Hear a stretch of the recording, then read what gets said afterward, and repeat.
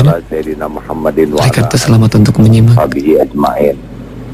Para pendengar yang budiman, siaran ini dipancarkan dari Pondok Pesantren Darut Tauhid Terua, Sekolah Azkia namanya.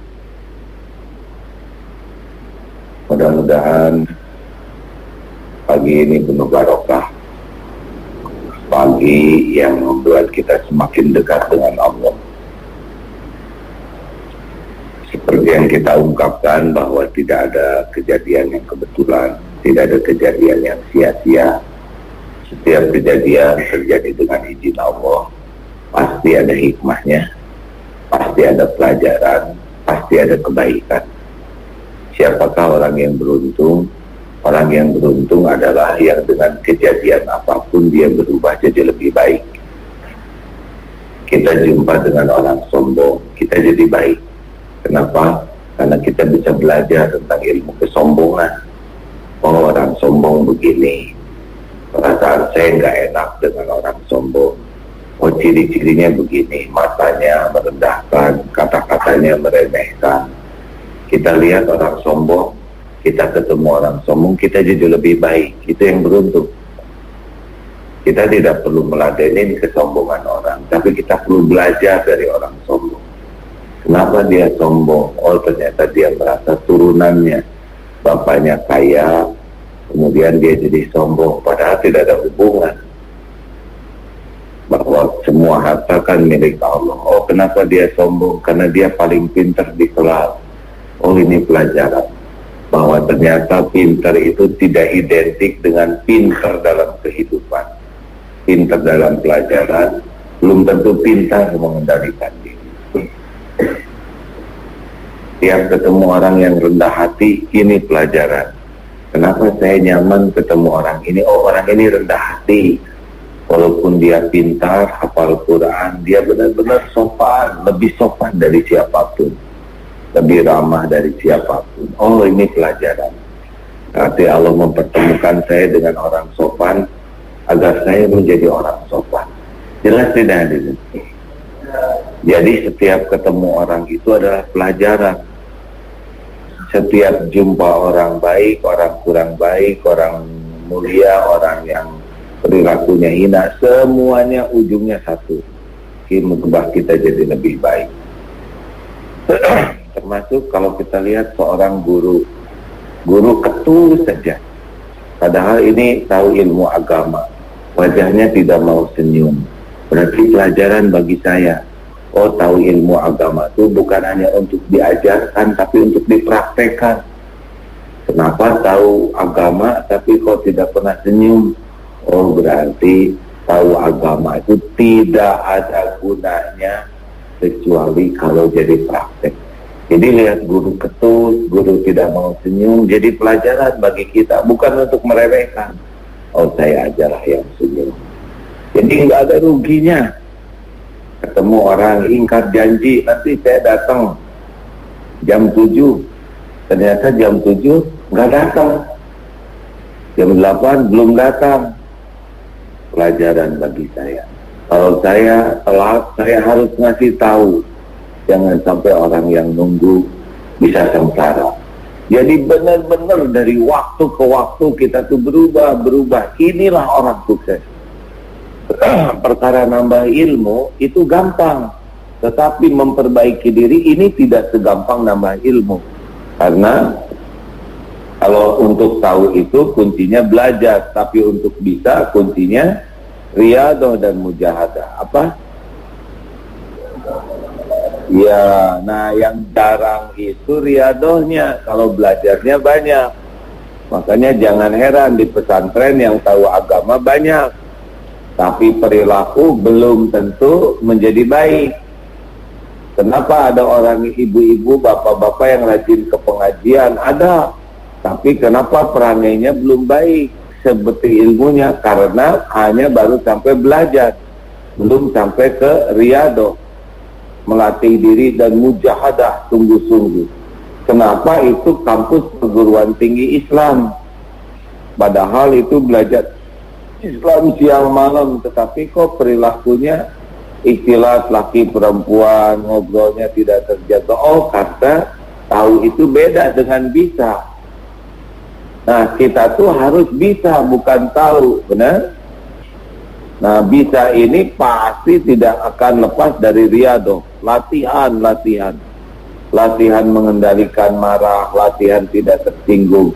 Dulu waktu zaman ada tsunami, pernah ke Aceh beberapa kali dalam situasi, wah, mayat masih bergelimpangan di mana-mana.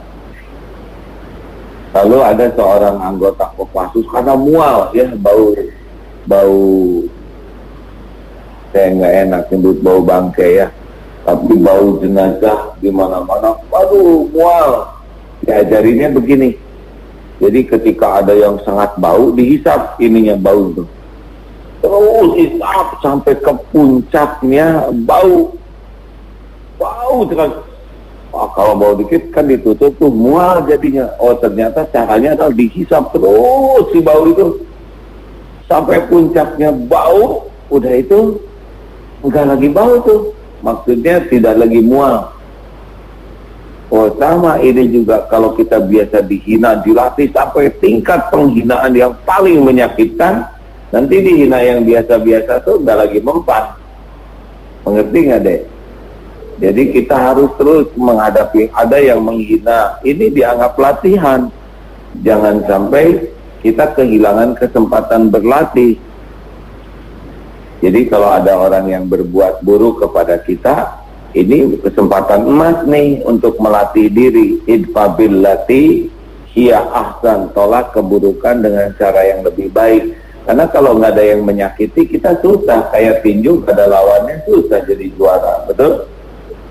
Jadi kalau ada kesempatan orang yang nyebelin, orang yang menghina, orang yang memfitnah, orang yang berbuat jelek, ini kesempatan emas bagi kita untuk bisa melatih, meningkatkan kualitas kita untuk menyikapi orang yang tidak baik. Bukan jadi sakit hati, salah.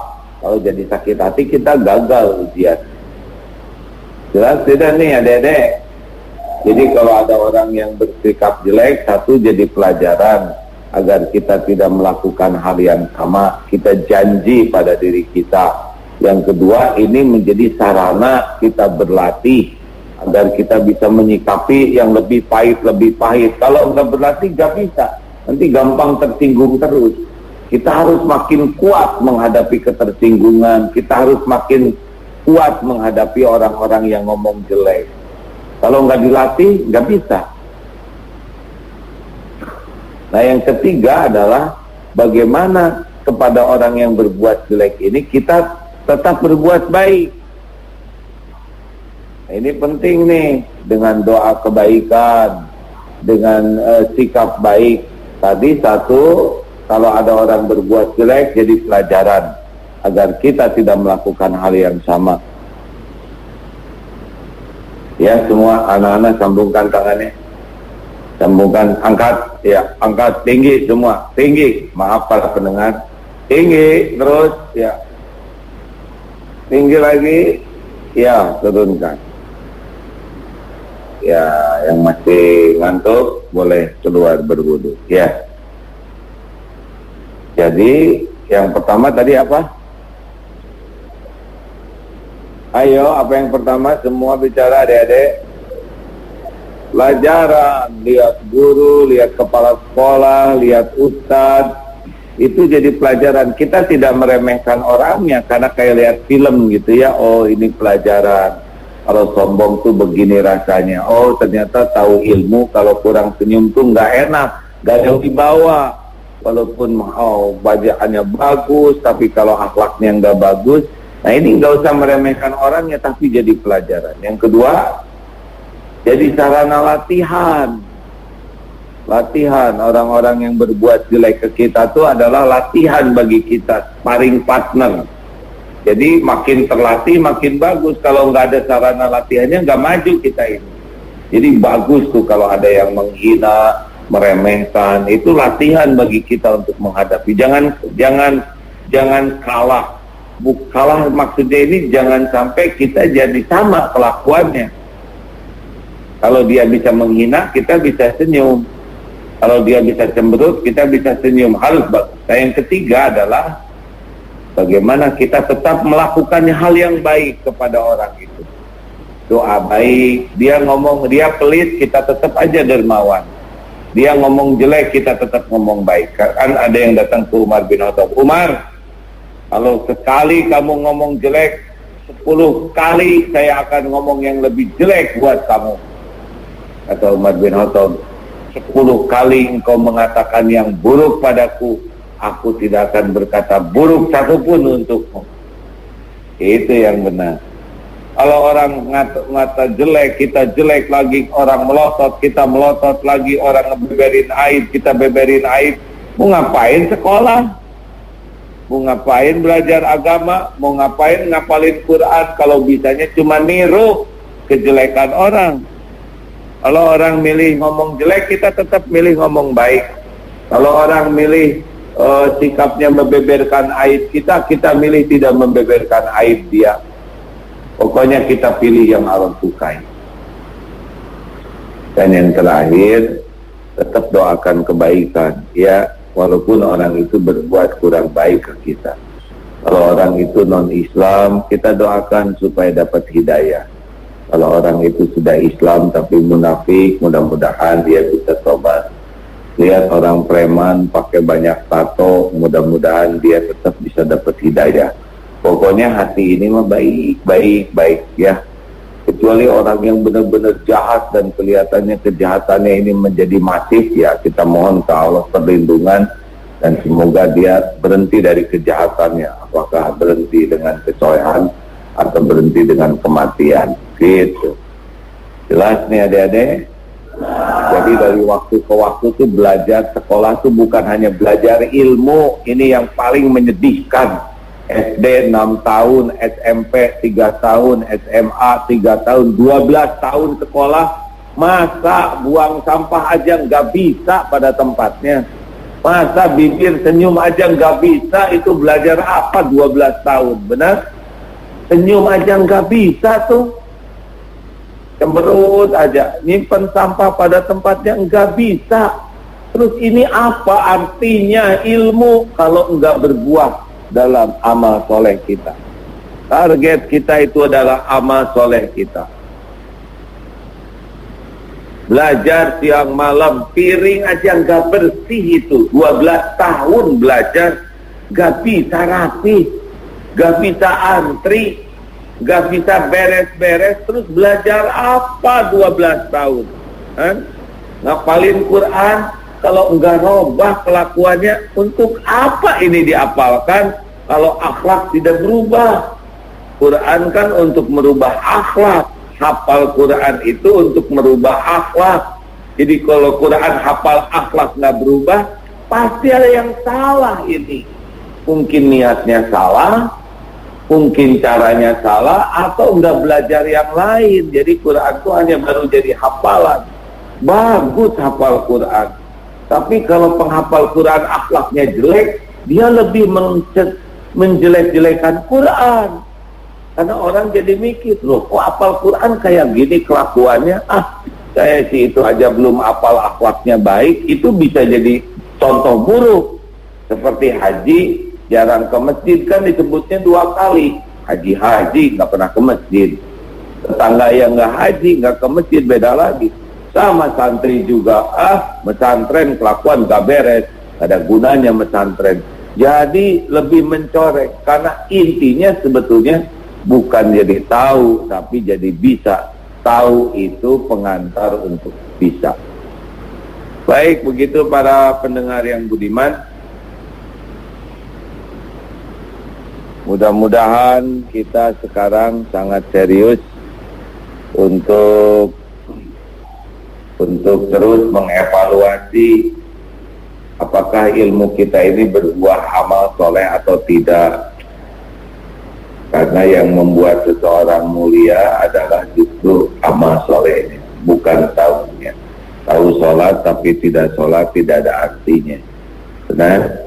Karena tahu itu supaya bisa. Ingat ya, tahu itu agar bisa. Kalau tahu tidak berbuat, berarti dia tidak manfaat pengetahuannya. Semoga hari demi hari ketemu siapapun menjadi tambah ilmu, tambah mengendalikan diri. Dengar ya, bahwa orang dewasa itu tidak tergantung umur. Orang dewasa itu tergantung kegigihan melatih diri sehingga bisa mengendalikan pikiran, mengendalikan perasaan. Jadi nanti yang sampai dari ucapannya, sikapnya itu sikap yang terkendali, inilah dewasa. Ada orang yang tua gak bisa mengendalikan omongannya, pikirannya, sikapnya. Dia tidak dewasa. Walaupun dia guru, tapi kalau cotak celetuknya komentar kurang dewasa. Walaupun dia murid, tapi tenang, mikir ini, perlukah saya ngomong ini? Manfaatkah saya bicara ini? Dirasa-rasakan tersinggungkah dia dengan perkataan saya ini? Nanti akhirnya dia memilih kata-kata yang paling baik dengan cara yang paling baik. Itulah orang yang dewasa. Dan itulah orang yang insya Allah dekat dengan akhlakul karimah. Terima kasih para pendengar. Mudah-mudahan ada manfaatnya uraian sederhana ini. Salam dari para santri di Azkia Serua ini ya. Silakan dilanjutkan acaranya. Mohon maaf. Assalamualaikum warahmatullahi wabarakatuh. Waalaikumsalam warahmatullahi wabarakatuh. Demikian sahabat MQ juga pendengar dimanapun Anda berada. Alhamdulillah di segmen pertama kita sudah awali kebersamaan bersama guru kita Kiai Haji Abdullah Gimnastiar langsung dari Tangerang, Banten. Kita akan langsung sapa. Assalamualaikum warahmatullahi wabarakatuh, Ustaz. Waalaikumsalam warahmatullahi wabarakatuh. Baik, alhamdulillah, silakan Ustaz. Terima kasih Kang Hasan. Bismillahirrahmanirrahim. Assalamualaikum warahmatullahi wabarakatuh. Alhamdulillahirabbil alamin. Alhamdulillahilladzi an'ama 'alaina bi ni'matil iman wal islam. Asyhadu an la ilaha illallah wahdahu la syarikalah wa asyhadu anna sayyidana wa nabiyyana Muhammadan abduhu wa rasuluh la nabiyya ba'dah. Allahumma salli ala sayyidina Muhammad wa ala alihi wa sahbihi ajma'in. Subhanaka la ilma lana illa ma 'allamtana innaka antal alimul hakim. Para pendengar yang dimuliakan oleh Allah, Bapak Ibu jamaah yang berada di Masjid Darut Tauhid yang mudah-mudahan dimuliakan oleh Allah. Alhamdulillah pagi hari ini Allah masih mengkaruniakan kenikmatan kepada kita, nikmat kita dibangunkan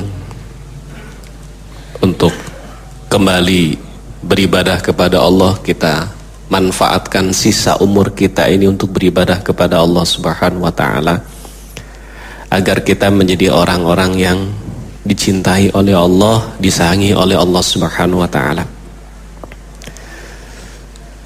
Ada amalan yang amalan ini membuat Allah semakin sayang kepada kita, cinta kepada kita.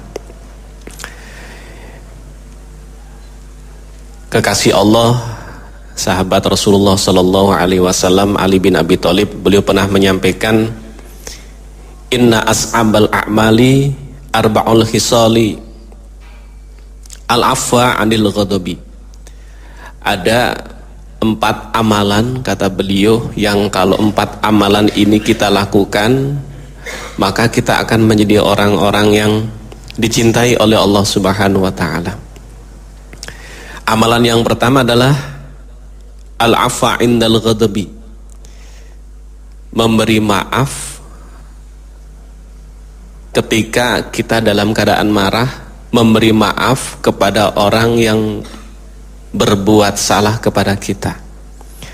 Dalam Al-Quran juga disebutkan, wasari'u ila maghfiratim min rabbikum wa jannatin 'arduhas samawati wal ard u'iddat lil muttaqin. Wasari'u, dan bersegeralah, ila maghfiratin, menuju ampunan Allah, wa jannatin, dan surga Allah, yang 'arduhas samawati wal ard, yang luasnya seluas langit dan bumi.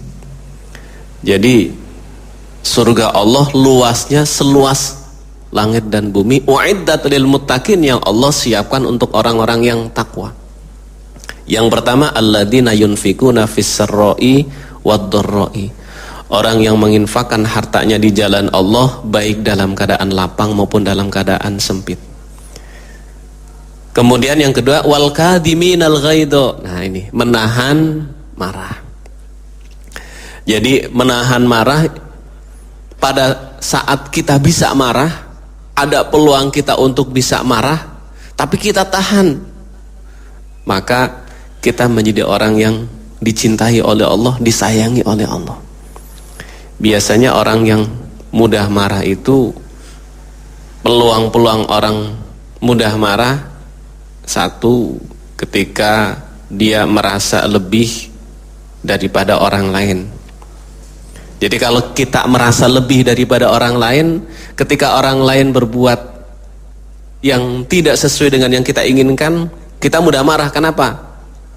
Merasa lebih. Di kampus, peluang marahnya besar mana antara dosen dengan mahasiswa? Dosen atau mahasiswa? Mohon maaf Pak dosennya. Peluangnya besar dosen, walaupun tidak semua marah ya. Tapi ini peluang.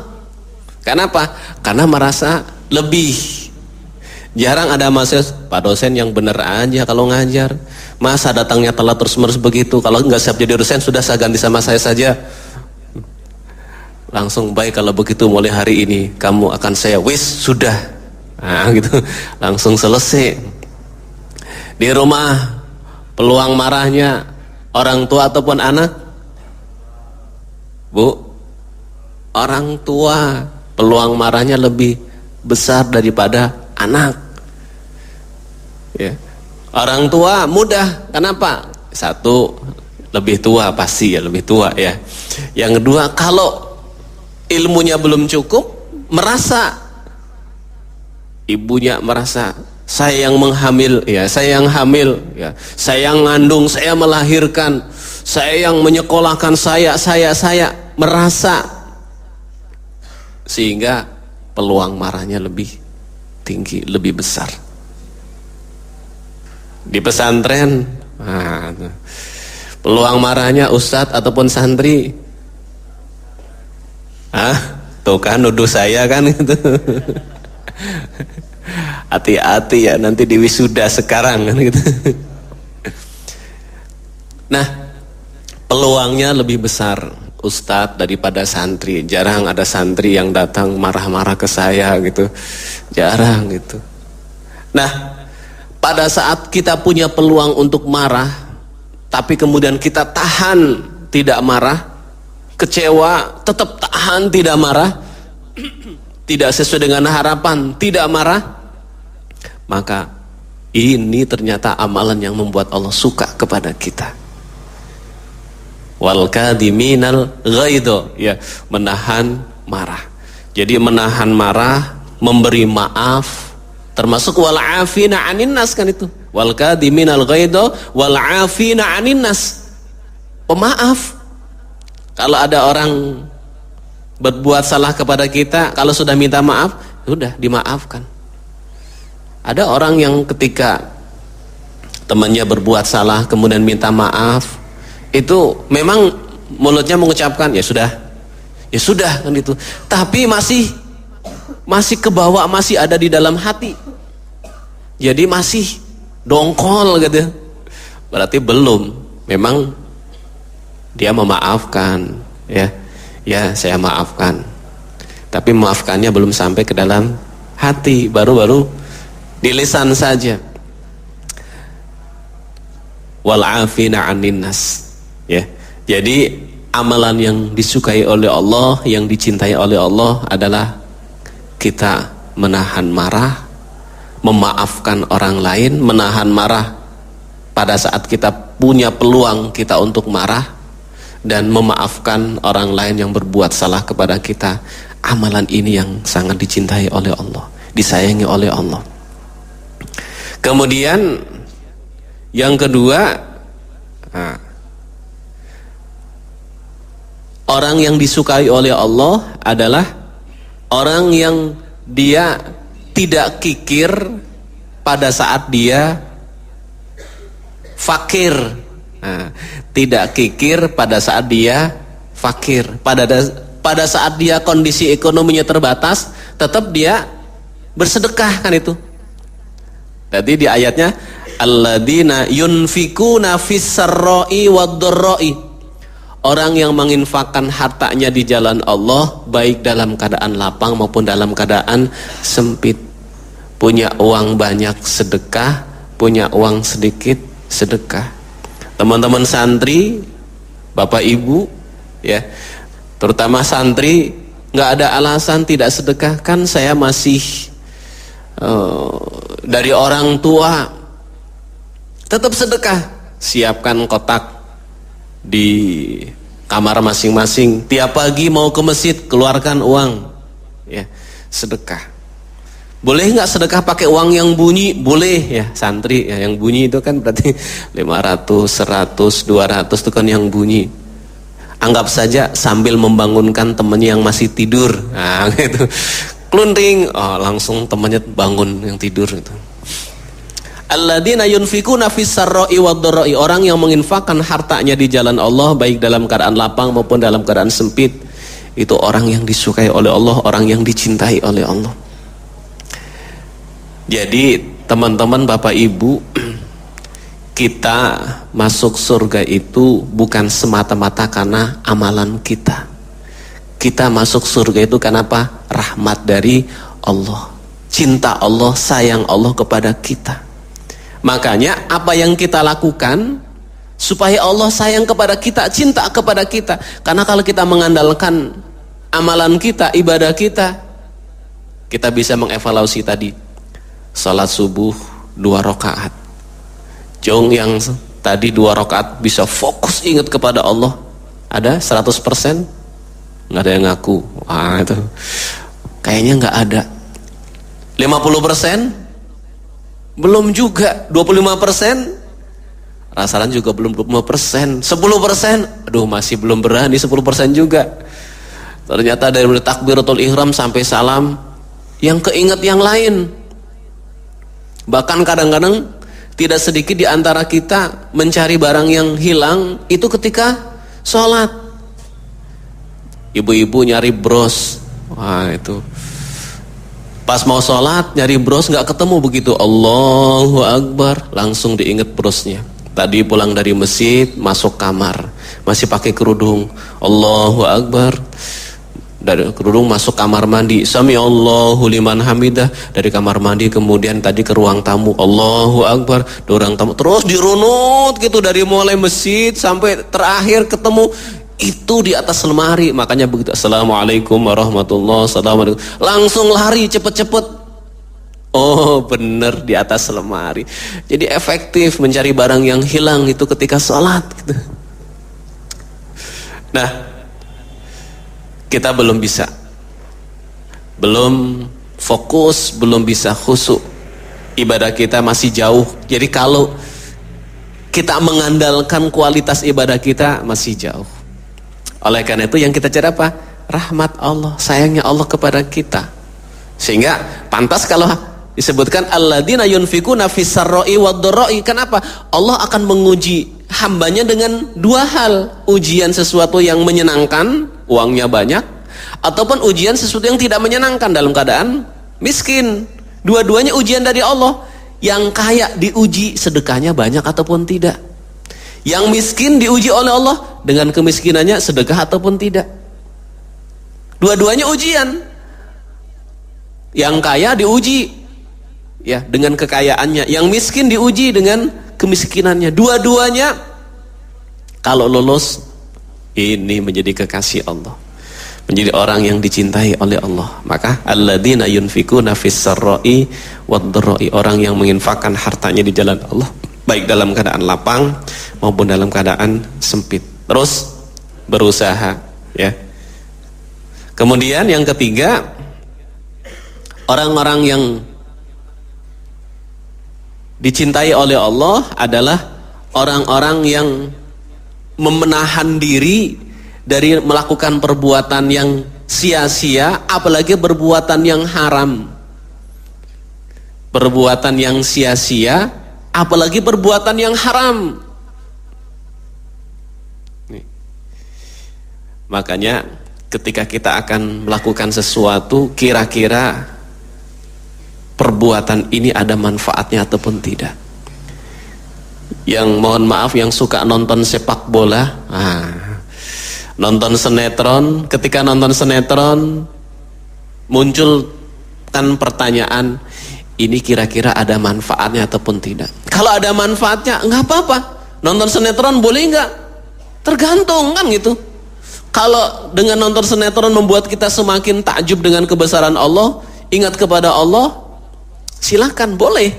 Tapi kalau dengan nonton sinetron justru malah kita jauh dari Allah, kita mengikuti apa yang kita tonton padahal itu membuat kita jauh dari Allah, sebaiknya dihindari. Jadi kalau kita nonton TV membuat kita ingat kepada Allah, tonton TV. Sepak bola kira-kira ada manfaatnya tidak? Ada. Itu kan ilmu strategi, itu kan ilmu kepemimpinan. Ada yang memimpin, ada yang dipimpinnya di sana. Bagaimana untuk menggolkan bola ke gawang lawan, itu ternyata Pak butuh kerjasama di sana. Nggak mungkin sendirian kelenyeng dibawa ke sana sendiri, nggak bisa. Butuh kerjasama. Dengan kerjasama tersebut, oh iya, dalam kehidupan sehari-hari saya hidup bermasyarakat, saya harus kerjasama dengan masyarakat, saya harus baik dengan orang yang ada di sekitar saya.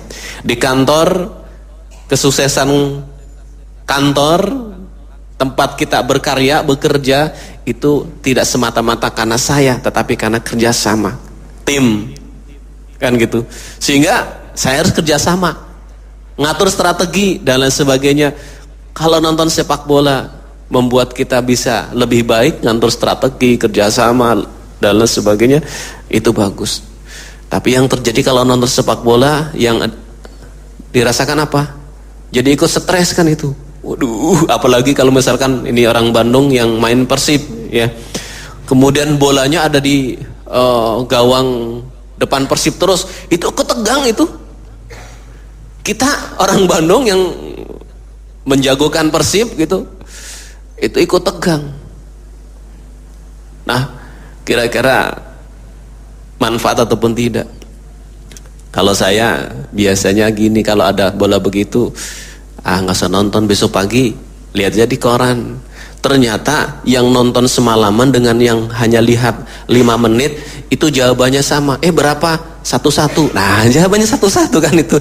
Yang nonton jawabannya 1-1, yang tidak nonton pun jawabannya 1-1 karena lihat tuh Persib tuh 1-1 kan gitu. Nah, jadi yang ketiga apa? Menjauhkan diri dari melakukan perbuatan yang sia-sia dan apalagi perbuatan yang diharamkan oleh Allah. Di dalam surat Al-Mu'minun Allah menyampaikan, qad aflahal mu'minun alladzina hum fi salatihim khashi'un walladzina hum 'anil lagwi mu'ridun. Sungguh beruntung orang-orang yang beriman. Siapa orang mukmin yang beruntung? Satu, orang yang khusyuk dalam salatnya. Yang kedua, orang yang menjauhkan diri dari perbuatan yang sia-sia. Jadi orang yang menjauhkan diri dari perbuatan yang sia-sia itu adalah orang yang beruntung. Di ayat berikutnya di sana disebutkan ulaika humul warisun alladzina yaritsunal firdaus hum fiha khalidun. Di ayat yang ke-11-nya kan, mereka itulah orang-orang yang akan mendapatkan warisan surga Firdaus dan mereka kekal di dalamnya selama-lamanya. Jadi orang yang menjauhkan diri dari perkataan dan perbuatan yang sia-sia, apalagi perbuatan yang haram, itu sudah ada coupling surga Firdaus. Itu dapat tiketnya apa? Surga Firdaus. Tinggal mau beli ataupun tidak. Ini ada tawaran, ayo siapa yang mau tiket surga Firdaus? Ini sudah ditawarkan sekarang kan itu. Hanya masalahnya diambil tidak nih tiketnya. Ada yang ngambil, ada yang tidak ngambil. Tiketnya kan ditawarkan Allah dalam Al-Quran surat Al-Mu'minun tadi.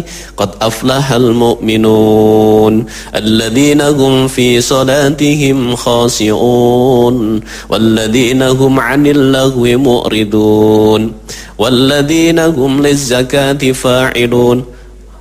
Satu, orang yang salatnya khusyuk. Dua, orang yang menjauhkan diri dari perkataan dan perbuatan yang sia-sia.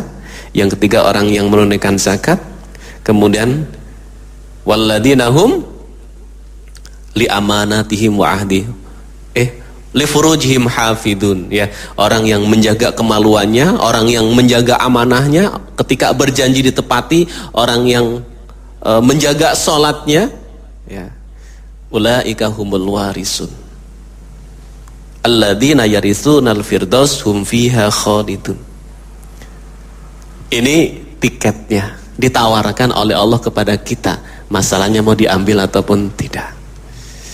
Kemudian yang keempat adalah orang yang mengatakan sesuatu yang hak, baik kepada orang yang disayanginya, disenanginya, maupun kepada orang lain yang bisa jadi kita tidak suka kepadanya. Qulil haqqo walau kana murron. Jadi sampaikanlah sesuatu yang hak walaupun tidak enak, beresiko untuk diri kita, sampaikanlah kalau itu hak. Nah, inilah 4 hal yang mudah-mudahan menjadi bekal bagi kita kalau kita ingin menjadi orang-orang yang disayang oleh Allah, menjadi orang yang dicintai oleh Allah Subhanahu wa taala. Kang Hasan, ada waktu beberapa menit, silakan, barangkali para pendengar ada yang ingin melengkapinya, silakan. Baik, kami undang sahabat MK di kesempatan pagi hari ini kebersamaan bersama guru kita Ustadz Farudin. Anda bisa bergabung bersilaturahim bersama kami di 022 2017 076. Silakan sahabat MK di 022 2017 076. Bisa Anda pergunakan untuk bergabung bersilaturahim di kesempatan pagi hari ini. Dan bagi Anda yang berada di luar negeri sahabat MK, Anda bisa menambahkan kode area Indonesia di 62 22 2017 076. Dan bagi Anda sahabat MK sudah tersambung, harap untuk bisa mengecilkan volume radio terlebih dahulu untuk memaksimalkan suara yang masuk ke studio. Silakan di 022 2017 076. Baik Ustaz, sambil menantikan mungkin ada informasi yang akan disampaikan, silakan Ustaz. Ya, terima kasih. Sambil menunggu, atau di masjid ada yang mau bertanya? Ini bingung ya. Baik, dalam sebuah hadis Rasul juga menyampaikan man kaffa ghadabahu kafallahu anhu adabahu. Kata Rasulullah, barang siapa yang menahan amarahnya, maka Allah Subhanahu wa taala akan menahan baginya azab kelak di akhirat. Jadi orang yang mampu menahan marah, tidak sedikit marah, maka Allah Subhanahu wa taala akan menahan azabnya kelak di akhirat. Oh, subhanallah. Makanya ini PR bagi kita, terutama yang mudah marah, bagaimana kendalinya? Saya ingin disayang oleh Allah, saya ingin dicintai oleh Allah, saya ingin diselamatkan oleh Allah Subhanahu wa taala. Maka tahan. Ketika mau marah, tahan. Ketika mau marah, ingat apa sih keuntungan saya marah? Apa kerugiannya kalau saya marah? Kalau perlu ditulis, ya. Keuntungannya apa? Kerugiannya apa? Lebih banyak keuntungannya ataupun kerugiannya? Kan tadi kan seperti itu. Kalau lebih banyak kerugiannya, maka kita tahan. Ya. Tapi kalau lebih banyak keuntungannya, kita lakukan. Kayaknya kalau marah itu lebih banyak keuntungannya atau kerugiannya? Kerugiannya. Ya, orang yang marah lebih banyak kerugiannya daripada keuntungannya. Kalau begitu, karena lebih banyak kerugiannya daripada keuntungannya, sehingga saya harus tahan marah nih. Tahan. Memang ini gampang disampaikan ya, tetapi butuh riyadhah ya, supaya kita bisa menahan marah. Ya, salah satunya tadi selalu munculkan pertanyaan, lebih banyak mana keuntungannya ataupun kerugiannya. Insya Allah mudah-mudahan ini bisa kita tahan. Ada Kang Hasan? Baik, kita undang kembali sahabat MK di 0222017 Bagi Anda yang bergabung bersilaturahim di kesempatan pagi hari ini di 0222017 076. Dan bagi Anda sahabat MK yang berada di luar kota, Anda bisa menambahkan kode area Bandung di 022 2017 076.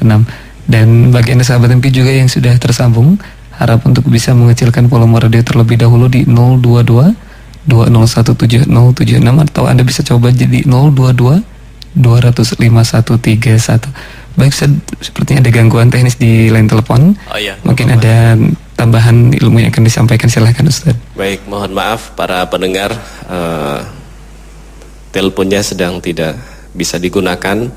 Saya sampaikan hadis yang kedua berkaitan dengan marah ini penting, karena marah ini luar biasa, membuat orang jadi melakukan sesuatu yang membuat Allah murka kepada kita. Dalam sebuah hadis, Rasulullah Shallallahu Alaihi Wasallam juga bersabda, "Man kaffa ghadabahu wa basato ridahu wa badala ma'rafahu wa wasala rahimahu wa ada amanatahu adkhalahu Allahu azza wa jalla yaumal qiyamati fi nurihil a'dham." Kata Rasulullah, barang siapa yang menahan amarahnya, melapangkan dadanya. Melapangkan dadanya itu bukan dadanya jadi lebar gitu ya. Jadi ketika menghadapi sesuatu tuh lapang dada, diterima dengan baik. Oh, ini yang terbaik, takdir dari Allah yang harus dihadapi dan lain sebagainya. Jadi ketika sudah terjadi masalah, ketika sudah terjadi harus ridho. Kenapa? Ini sudah menjadi takdir Allah seperti ini. Karena tidak ridho pun sudah terjadi, kan begitu. Jadi lapang. Kemudian suka berbuat kebaikan. Satu, menahan marah. Kemudian melapangkan dadanya. Artinya apa? Senantiasa menerima takdir dari Allah. Kemudian berbuat kebaikan, senang berbuat kebaikan.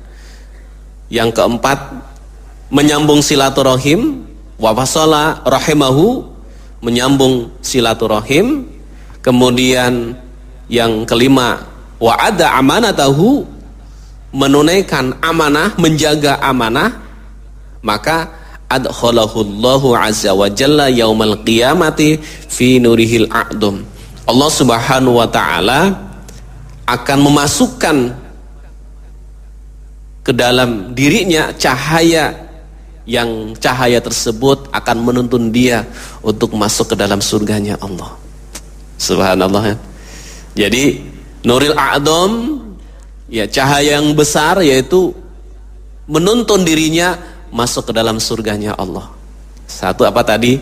Menahan marah. Dua, melapangkan dada kita. Tiga, senang berbuat kebaikan. Kemudian yang keempat, menyambung silaturahim, ya. Dan yang kelima adalah menjaga amanah, menunaikan amanah, memelihara amanah. Maka apa janji Allah yang disampaikan oleh Rasulullah sallallahu alaihi wasallam? Adkhalahu Allahu azza wa jalla yaumal qiyamati fi nuril a'dham. Allah Subhanahu wa taala akan memasukkan baginya cahaya yang besar, yaitu jalan menuju surganya Allah Subhanahu wa taala. Subhanallah. Jadi enak kalau kita banyak dapat informasi, dapat ilmu, kita akan termotivasi untuk berbuat sesuatu, melakukan yang terbaik, dan berhati-hati melakukan perbuatan yang membuat Allah tidak suka kepada kita.